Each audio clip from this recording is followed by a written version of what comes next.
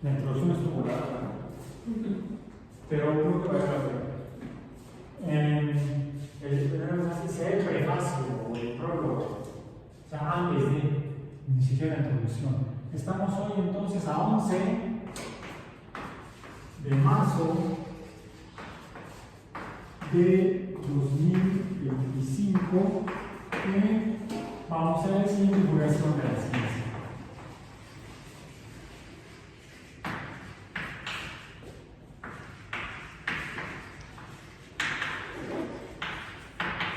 Y decíamos, me gusta esta frase de Sagan, la ciencia, vamos a poner aquí, así entrecomillado.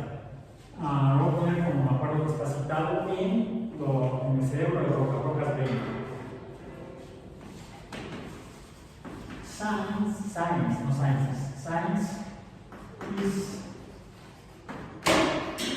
much more a way of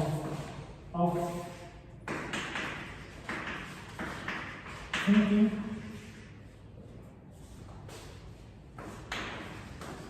than it is a body of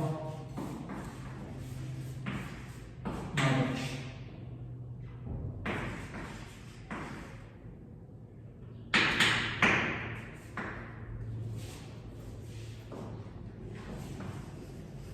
Carl Sagan. Ok. Carl Sagan. Y decíamos, voy a citar nuevamente a Tyson,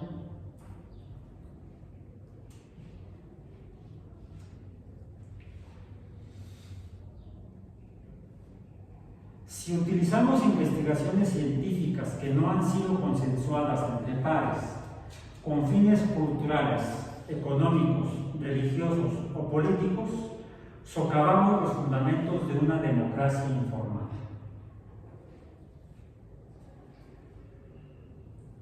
Por eso es que necesitamos que las investigaciones científicas sean comunicadas al público, pero una vez que han sido consensuadas por la comunidad científica correspondiente. Para esto debemos recordar que tenemos, habíamos dicho, 3 tipos de comunicación científica. Comunicación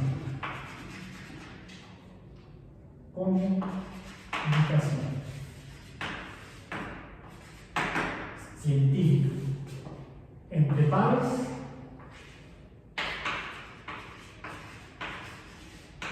o especializada, educativa y pública.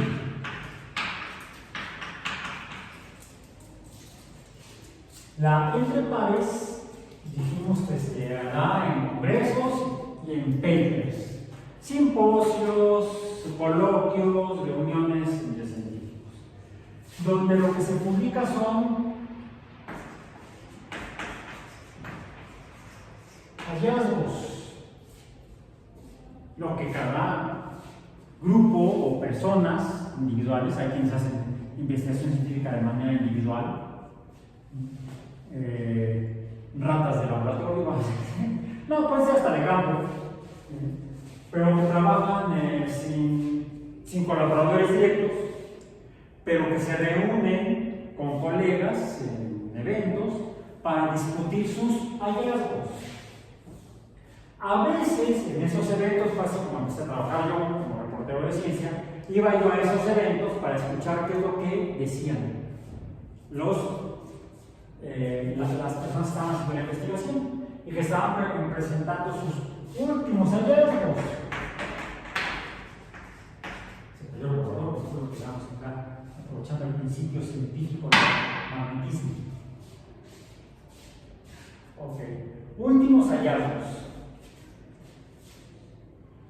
Pero lo que advierte Tyson en Mensajero de las Estrellas, hay algo que se llama revolución. Y algo que debería leer o enterarse toda persona que quiera hacer divulgación o periodismo de ciencia. ¿Por qué? El hecho de que se publique el último hallazgo no significa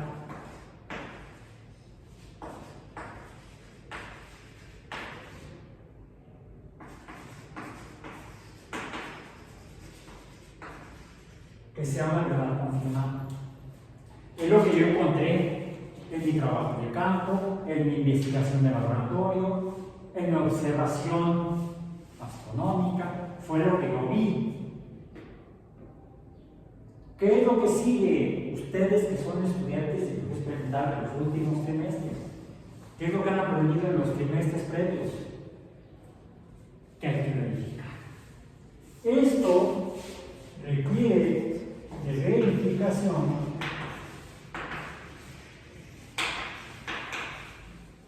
incluso aquí están metidos los que llamamos hipótesis.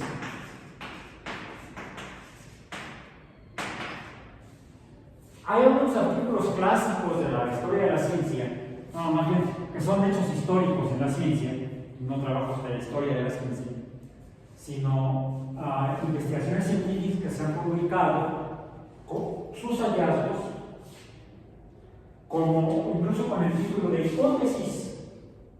Por favor, revisen para fines de verificar que lo que estoy diciendo no es mentira, sino que es un hecho que hay que confirmar y investigarse. Por ejemplo, el ejemplo de la publicación original de Peter Mitchell sobre la quimiosmosis en 1961. Eso lo estudiaron cuando realizaban los conceptos de bioquímica del metabolismo energético. La quimiosmosis, por un mal nombre, tiene su razón de por qué digo yo que es un mal nombre, es la explicación de qué fenómeno biológico, metabólico, energético. La síntesis de ATP. No en la glucólisis, sino lo que es la síntesis de ATP en los organismos eucariontes, en células eucariontes. Mientras que las células procariontes, que son bacterias y algas verde azules, la síntesis de ATP se da mediante el proceso que conocemos como glucólisis o ruptura de azúcar, lo que significaría. Se rompe la glucosa en el proceso de la fermentación, que puede ser en levaduras también, la fermentación alcohólica, en células de mamíferos, la fermentación láctica. Sucede lo mismo en las bacterias. Se produce 2 moles de ATP por cada mol de glucosa. Eso lo explica la glucólisis. Pero si solamente viviéramos a base de glucólisis, no estaríamos aquí. Afortunadamente hay mutaciones que provocaron que algunas células pudieran empezar a producir decenas de moles de ATP por cada glucosa que ingerían, o por cada, vamos a decir, paquete de fotones que llegaban a los organismos. Es más, es una vía metabólica intrínseca en la fotosíntesis, sean, no importa si cosas grandotas o simples, pequeñas, antiguas o recientes, evolutivamente hablando. En la fotosíntesis, la fosforilación se da o por fotooxidación o por quimiooxidación mediada por oxígeno, la respiración. La respiración y la fotosíntesis son mecanismos que explican la quimiosmosis, publicados originalmente por Peter Mitchell. No les voy a decir Busquen el artículo, cómo está titulado. Como todo artículo que sale en una revista, en realidad no trata de una afirmación definitiva. Es una afirmación o un hallazgo que debe ser verificado. Y quizá con esa misma condición debería, en caso necesario, ser comunicado al público general, después de estar claros que se trata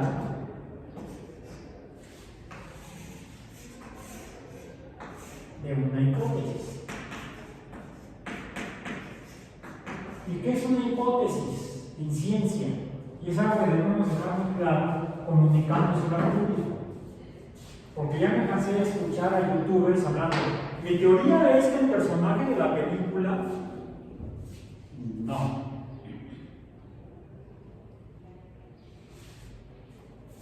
¿Qué es una hipótesis y qué es una teoría en el ámbito de la ciencia? Y por lo tanto de la comunicación pública de la ciencia o de ciencia. Debemos ser muy claros. Una hipótesis es algo probable, más bien, digamos, posible. Puede ser y que está en camino de ser probable y luego de ser probado. Y entonces será una teoría. Eso que estudiamos en método científico o en filosofía de la ciencia, debemos tener muy claro los que estamos en camino o somos profesionales de la ciencia. No es lenguaje coloquial. Me dirán que mamón, pero en el caso de la comunicación de la ciencia, debemos apelar, no apelar, debemos sujetarnos a lo que en semiótica se establece como un significante. Un significante en ciencia tiene un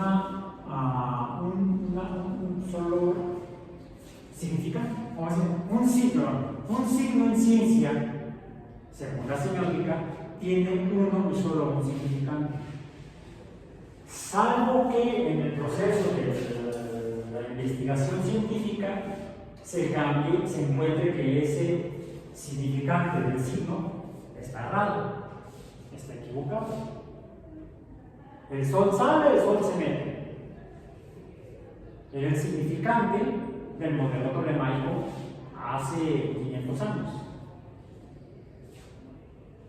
Bueno, después de que todavía hace 400 años seguía siendo igual, porque pues, todavía no muchos le creían a Copérnico. Lo de Copérnico se manejaba como la hipótesis copernicana, el modelo heliocéntrico. Seguía rigiendo por consenso, por mayoría. Aquí existe el concepto de consenso. ¿Consenso? ¿Es así? ¿Ya? ¿Con eso? Creo que sí. Verifíquenlo, no estoy equivocado. Esto por consenso se acepta que ha sido probado, es probable. Se verifica por consenso, o se verifica, hay consenso en la verificación, se afirma que está probado y entonces para ser teoría.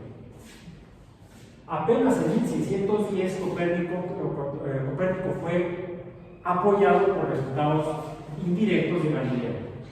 Encontré unas escritas que hablan alrededor de Júpiter.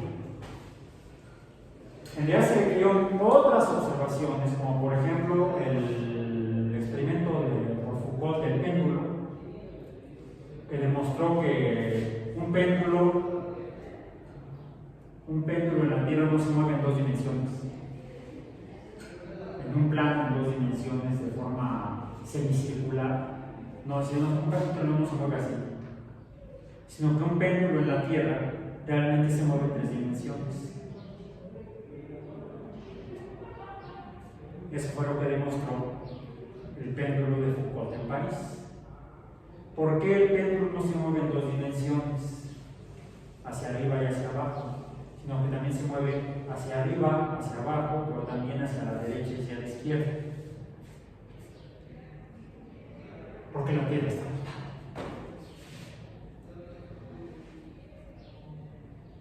Eso ayudó también a explicar algunos fenómenos meteorológicos y climáticos.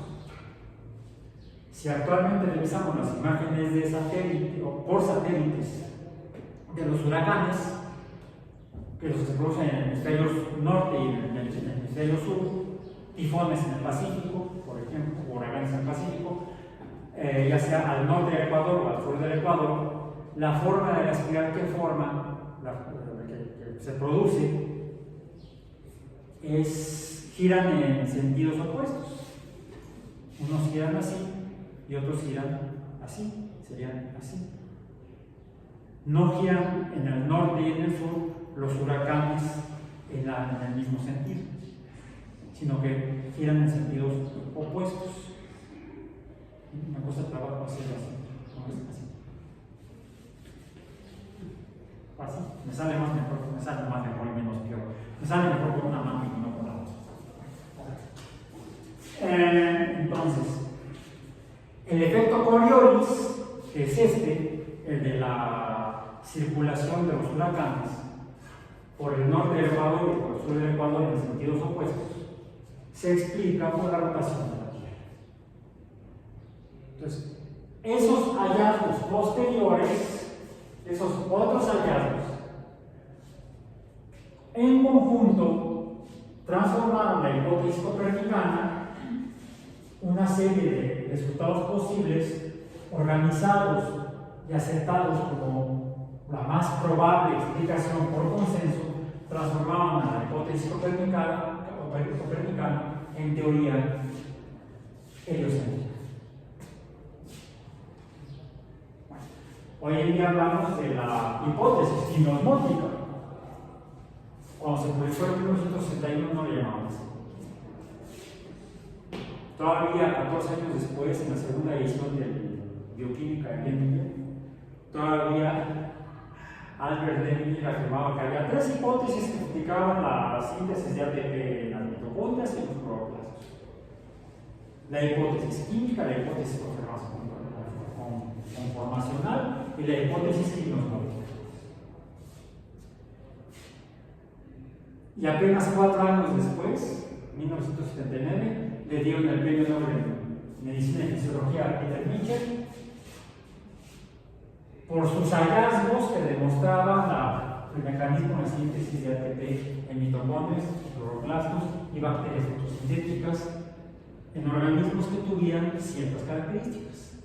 No en las bacterias que hacen glucólisis, no en la fermentación alcohólica, no en la fermentación láctica. ¿Cómo comunicamos esto al público general?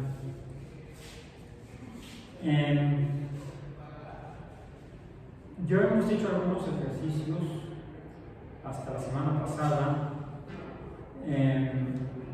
y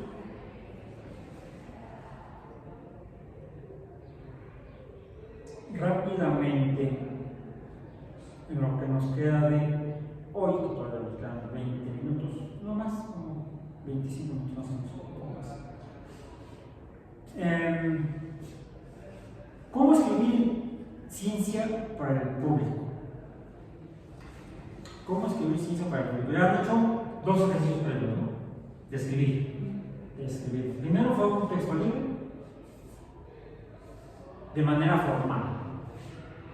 Luego la actividad, la tarea, digamos, la tarea como realización, es una tarea porque la tengan que hacer en casa, la pueden hacer igual en el café, en el jardín, en la biblioteca, y porque hacer en casa la tarea. Entonces, ¿por qué le dicen homework en inglés? Si la hacen en la biblioteca sería library work. Cosas de los idiomas, ¿vale? La segunda actividad, ¿cómo fue? Explicarlo, grabarlo y luego escribirlo. ¿Notaban diferencias? cómo lo decimos cuando lo representamos por escrito y cómo lo decimos cuando lo expresamos de manera oral. La misma idea, el mismo conjunto de ideas, el mismo fenómeno, vamos a decir, explicado por ya sea. Y es otra cosa que también debemos tener conscientes. La divulgación de la ciencia, en la divulgación de la ciencia, debemos ser muy conscientes, no solo esta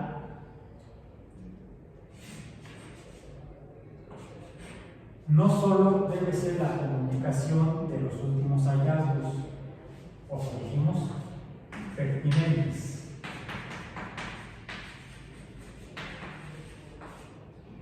Vamos a hacer como un verde, porque si no vamos a perder de lo que estamos representando aquí en la nada. Pertinentes, dijimos, hay que tener cuidado cuando vamos a dar a conocer algo que sea de acá. ¿Sí? De acá. Que sea, la comunicación esta debe ser pertinente. Voy a poner entonces también la fecha en verde. Podemos irnos a la biblioteca, ver las últimas revistas, o si decimos suscripciones, díganme cómo le hacemos, tan carísimas.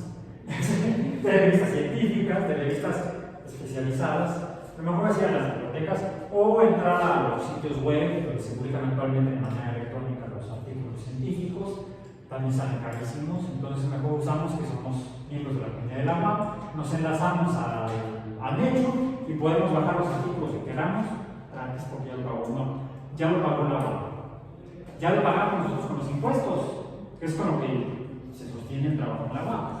Entonces aprovechen los recursos que les da el agua para obtener información de los últimos hallazgos a través de las revistas con las cuales la agua tiene suscripciones. Si intentan bajar un artículo desde el internet en su casa o desde el café internet de allá afuera, va a decir así, paga usted $17 si es gringa, o 18 euros si es europea, por un artículo de 2 páginas. A 9 euros la página. Están carísimos. No, mejor se llena la web, se conectan, como cuando se conectan, lo que identifica el servidor de la editorial. Bien, se está conectando la web, es la web lo que nos está pidiendo. Sí, ya renovó la suscripción, entonces ahí va. ¿Cuántos quieres? Ya están pagados. Ya están pagados. Aprovechen. Cuando la revista científica tengamos suscripción, pueden ustedes descargar para este curso o las otras OEAs o para su proyecto de investigación la información bibliográfica que necesiten, sin costo alguno, porque ya lo pagamos a través del presupuesto de la banca que viene de lo ordinario. ¿Bien? Ok. Vemos que un artículo es importante, es un hallazgo importante, está apuntando a un nuevo paradigma. ¿Lo doy a conocer o no?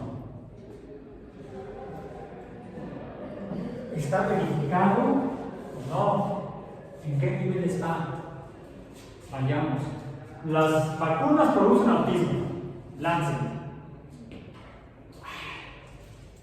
Quizá quienes lo llevaron de la revista a los diarios fueron irresponsables. Ahora es el paracetamol con el autismo. La relación de durante el embarazo consumir paracetamol incrementa, se supone, que el riesgo de que el bebé tenga autismo, pero pues, o sea... ¿Cuáles son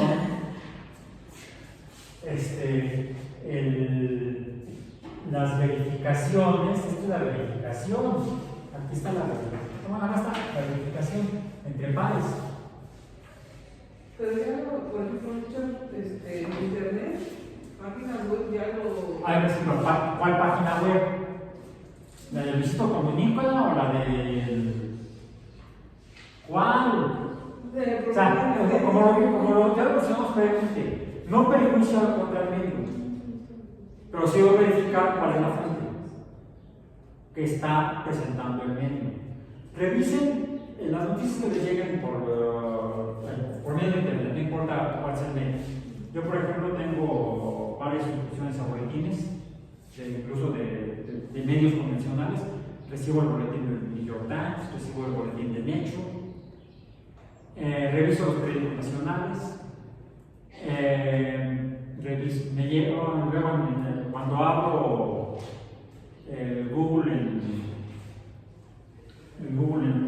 el celular, me sale Infobae, por ejemplo.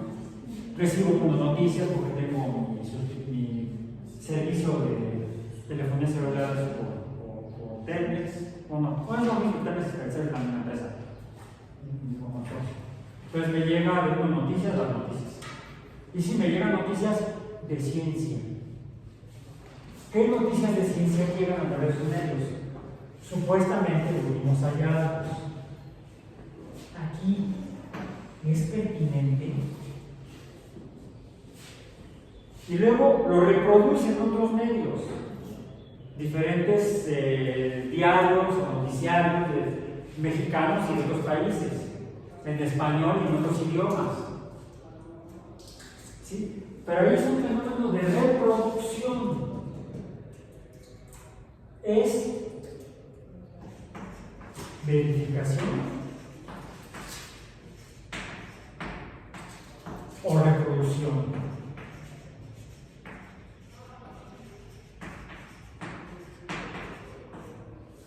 Hay que tener cuidado con las dos.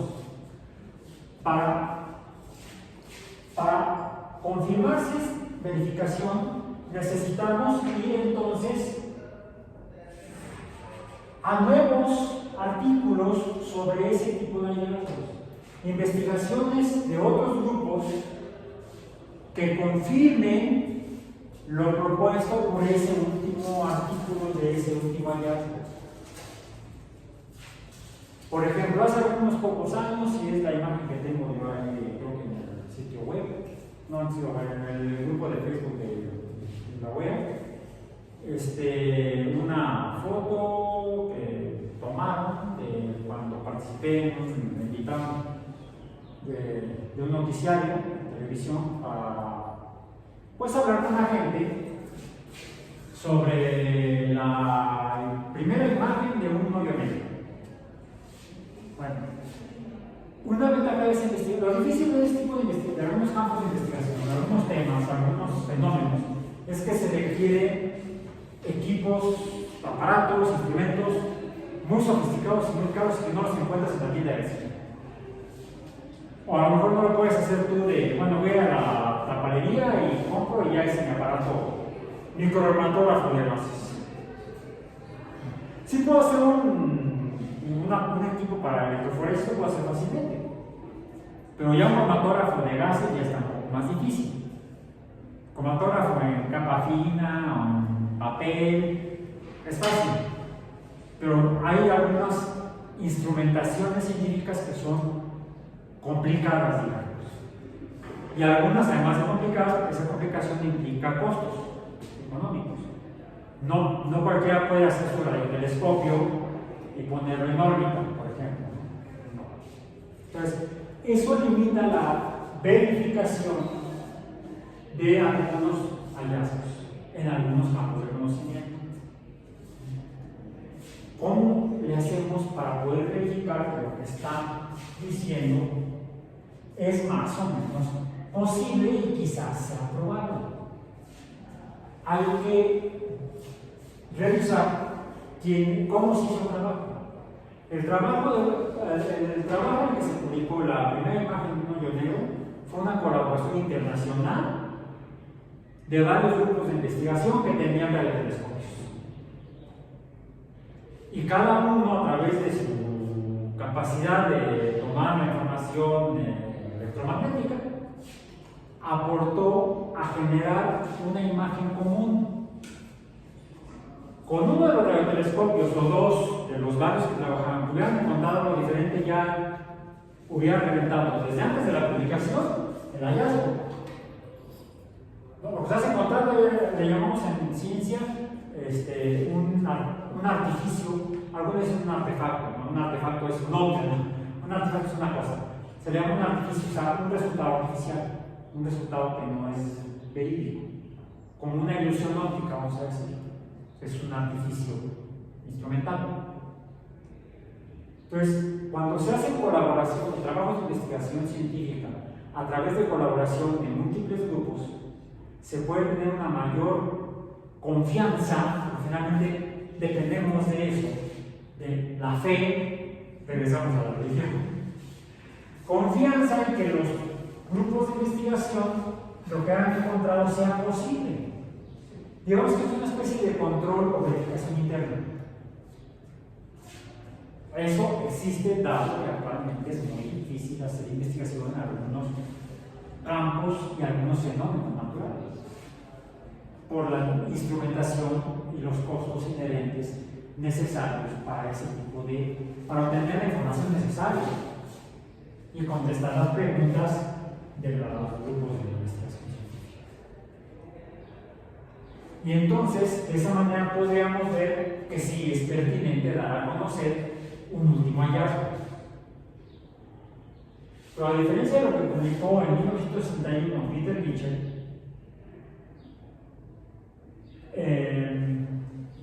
y quizá le pasó también algo parecido a otro Peter, más o menos en la misma época, Peter Higgs. Aunque Mitchell ya murió antes, también era inglés, escocés, Peter Mitchell. Peter Higgs, que tiene un poco de haber fallecido. ¿Ya falleció? ¿Sí, verdad? No, muerto. ¿Ya lo maté? Verifique si ya maté a Peter Higgs. Peter Higgs también era investigador de partículas, de física teórica a principios de la década de los 60. Publicó un modelo matemático para poder ajustar ahí algunas ideas, hipótesis que había en cuanto a la conformación de la materia, lo más íntimo, a nivel de subpartículas atómicas. Y dijo, bueno, aquí como que algo falta, eso le metió ahí algunas constantes a la ecuación, verificó matemáticamente, explicando el sentido de cada término que introducía. Es diferente a lo que luego algunos pretenden hacer, pseudocomunicadores de la ciencia. Luego, esto lo habíamos abordado en el curso de pensamiento, pero todavía no se da. Hace poco hubo los programas que hay en internet, diálogos, entrevistas, podcast. Hay un podcast que hacen en España, más o menos bueno, tiene buenos temas a veces y a veces sí ya se sale. No recuerdo el nombre de este podcast, pero ha salido hasta Santa Olaya, Javier, su apellido. Ha salido en ese podcast, luego se los comparto tanto en el grupo de Facebook como en el CIPI, donde enfrentaron precisamente a Javier y a otra chica con dos pseudocientíficos o promotores de conspiraciones, todo ese tipo de cosas. Uno de ellos, Mr. Tartaglia, creo que se llama, decía no, que la ecuación de Einstein está mal, porque le falta una H, creo, algo así. Y le preguntamos, ¿pero qué es esa H? Pues no sé, es una H que le falta. No. Si tú introduces una constante o una variable en una ecuación, es porque estás sustentando con algún concepto, alguna idea, alguna incluso constante de proporcionalidad, podría ser. O una variable no contemplada que no sé cuál sea, pero si la mezclo aquí, podría afectar las otras variables que explican el fenómeno que me reducen la incertidumbre en el resultado. ¿Cuáles son las variables? No sé, tendríamos que plantearlo a un modelo experimental para una prueba de ese modelo teórico. Así sí se hace la ciencia, introduciendo o buscando números que puedan ayudarnos a lograr el equilibrio entre lo que hay de un lado de una ecuación y lo que hay del otro lado de una ecuación de una función matemática. Se puede especular de esa manera, pero no, aquí pone una H, ¿por qué? Porque se me ocurre que sea H en lugar de N. Bueno, igual era igual a MC cuadrado, decía H en MC cuadrado. Pone una K. ¿Por qué K? Pues no sé, pero una K. No, una constante que ajusta que dé un resultado más preciso, que reduzca la incertidumbre del resultado. Eso sí es pensar en unas acciones que podrían ayudar a mejorar el modelo de de abstracción de la naturaleza. Finalmente un modelo es esto, es una abstracción, una reducción de lo complejo de la naturaleza a algo más simple para tratar de explicar parcialmente lo complejo. Esta propuesta de Michel es un modelo muy reducido.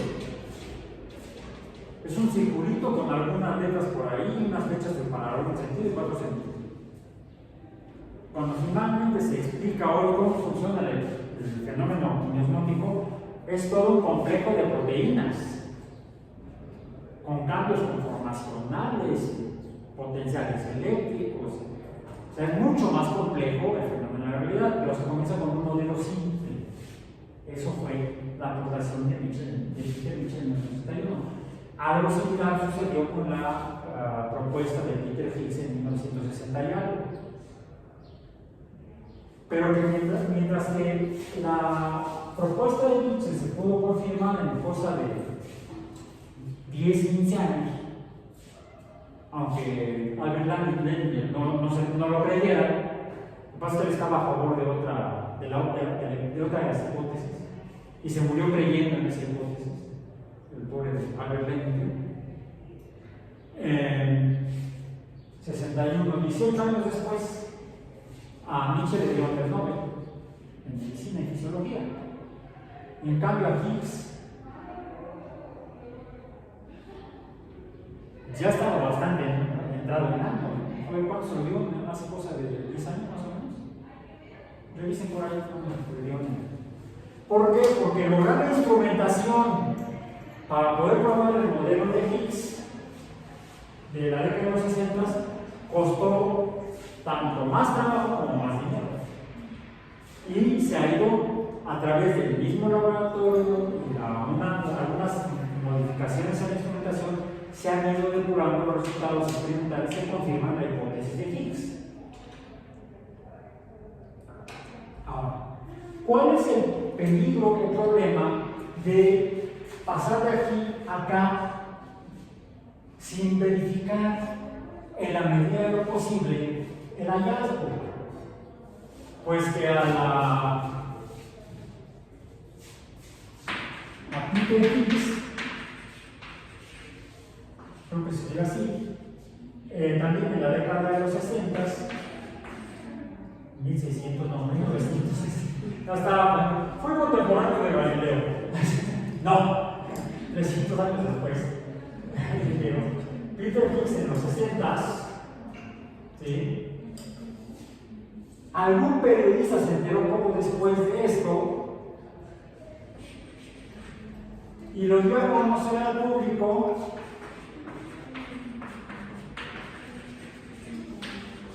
como la partícula de Dios. Cuando Higgs es ateo, o sea, se traiciona hasta la filosofía del investigador. Finalmente estás comunicando al público algo que es falso. No fue un modelo teológico, fue un modelo de física de partículas. O sea, no. Esto aquí sería, en términos de la comunicación de ciencia, un tache. Porque está mezclando artificialmente, quizá por un sesgo del periodista, de creencia del periodista, está distorsionando el hallazgo científico de un científico para explicar la naturaleza con base en ciencia y no con base en creencias religiosas. O hacemos divulgación de ciencia o hacemos divulgación teológica. Se vale también. Si quieren dedicarse a la teología como un campo de la filosofía, son libres de hacerlo y entonces pueden comunicar al público y hacer divulgación teológica. Ojo, dije teológica, no religiosa, es diferente.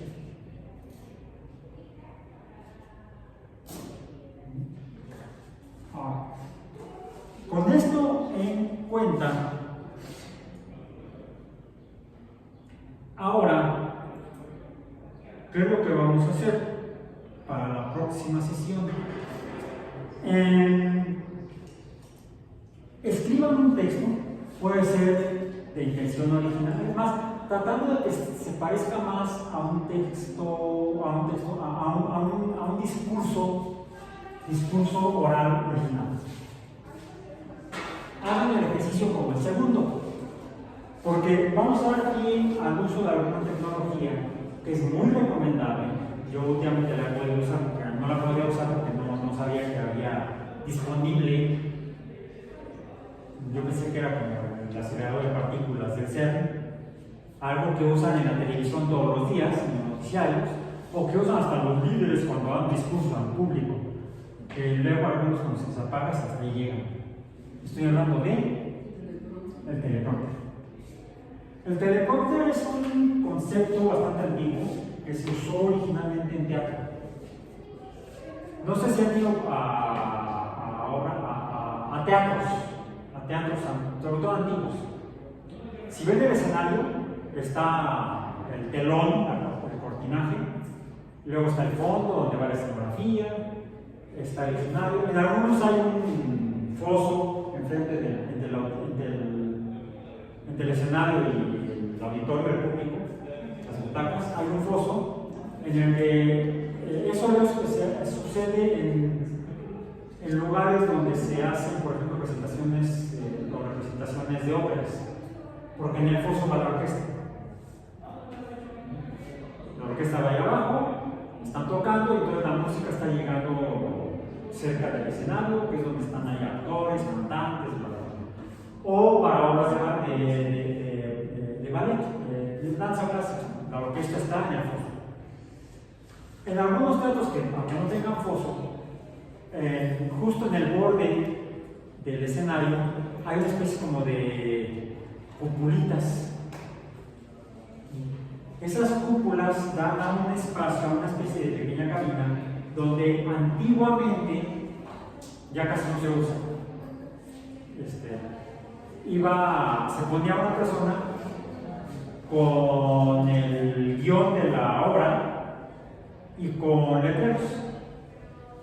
Y desde ahí ponía, como en mi, sí les platiqué en mi concurso de oratoria, ¿sí? Con la abuelita 3 años en la oratoria. Y luego, como hice en la secundaria para poder pasar, y el profesor me puso 6 porque pude leer de lejos. Les dije que mi compañero hizo el apuntador en los teatros iba ahí abajo. Cuando se inventa la televisión y se hacen las telenovelas, no esas en radio tienen. En radio se hace lo que en teatro se llama el teatro de atril. Muchas veces se presentan obras de teatro en escenarios, pero los actores pueden tal vez no estar incluso con vestuario, puede haber una escenografía, sino que están los actores y hay atriles donde está el guión de la obra. Y entonces la obra se actúa de voz. A veces algún actor hace por ahí algún movimiento, pero es lo que se llama teatro de atril, que es equivalente a lo que inició como espectáculo de radio en las radionovelas o radioteatros, donde los actores son actores de voz. Estaban leyendo el guión y mientras leían el guión iban actuando. Traten de buscar en internet, en YouTube, por ejemplo, algunos programas de ese estilo. Por ahí hay algunos. Eso de hecho fue lo que dio a la formación de muchos muy buenos actores de luego de cine y de televisión, porque tenían muy bien entrenada la voz para poder expresar con la pura voz las emociones y los sentimientos de los personajes de la obra. Busquen, por ejemplo, la representación en radio, la década de los 30, de la Guerra de los Mundos, por H.G. Wells. Estuvo también actuada que los mismos creyeron que los estaban atacando los marcianos.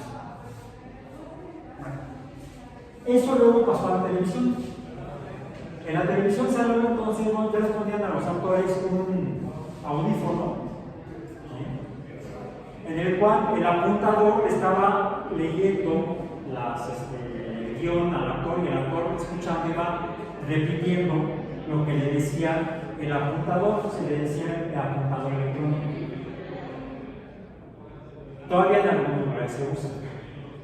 y algunos lo usan en lugar del teleprompter. ¿Qué es el teleprompter? El teleprompter es algo que también se usa en televisión, pero ya sobre todo en programas de noticias o con gente que hacía monólogos, presentadores de programas, en donde abajo de o a un lado de la cámara había unos cartones donde estaba escrito todo lo que tenía que decir, como si fuera de viva voz el que está hablando, de la persona presentadora del programa o de la noticia. No es que los presentadores de noticias tuvieran muy buena memoria o estuvieran todo diciendo que ellos vivieron la noticia, no, sino porque están leyendo en un letrero lo que tienen que decir.